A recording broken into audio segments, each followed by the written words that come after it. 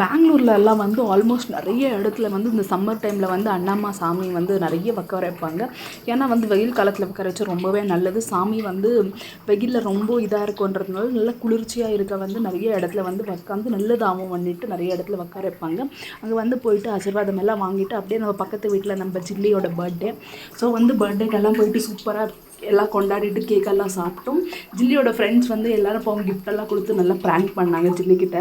அவளும் பாவம் ரொம்ப ஆர்வமாக ஓப்பன் பண்ணி பார்த்தா நிஜமாவே ஏதாவது இருக்குமோன்னு. ஆனால் அதில் ஒரு சிட்டு தான் இருந்தது. அதில் வந்து நாளைக்கு எக்ஸாமு சும்மா போய் படிடி அப்படின்னால பாவம் எழுதி பாவம் அவளை நல்லா ப்ராங்க் பண்ணிட்டாங்க. அவள் பாவம் கிஃப்ட் இருக்கும்னு எதிர்பார்த்தா பாவம். எல்லாம் பர்த்டே பார்ட்டி எல்லாமே அட்டென்ட் பண்ணிவிட்டு நாங்கள் வந்து காலனி கிளம்பிட்டோம்.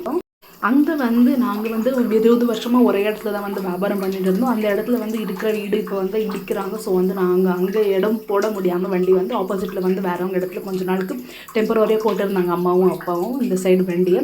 அங்கே வந்து எப்படி ஜேசிபி எல்லாம் எடுக்குதுன்ட்டு சும்மா டைம் பாஸாக வந்து உட்காந்து யார் எப்படியாவது போட்டோன்னு லட்டு அவன் பாட்டுக்கு அவன் பச்சை எலுமிச்சம்பழம் அப்படியே சாப்பிட்டுட்டு இருந்தான். அவன் என்ஜாய் பண்ணிட்டு இருந்தான். கொஞ்ச நேரம் கழித்து அங்கே ரொம்ப தூளுன்னுட்டு மறுபடியும் வாபஸ் வீட்டுக்கே வந்துட்டோம். மறக்காமல் நம்ம இந்த வீடியோ பிடிச்சிருந்தா சப்ஸ்கிரைப் பண்ணிக்கோங்க.